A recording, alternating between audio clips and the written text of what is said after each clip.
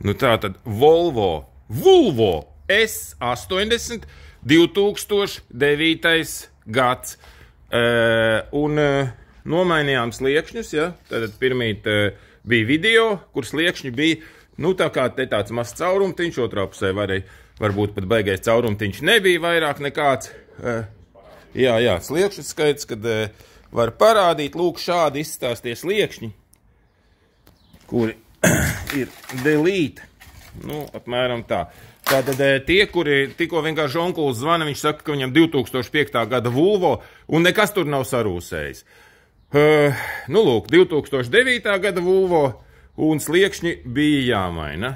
Ne, protams, ka tie sliekšņi vēl kaut kādu brītiņu varēja braukt, ja tehniskajā baigi nav piekasīgie čaļi, bet citreiz tehniskās čaļi pat par šitādiem gadījumiem, ka redz, te tev liekas, ka te nav sarūsējis, bet te nav arī metāla, redzi? Nu, vai arī man baigi spēcīgie pirksti.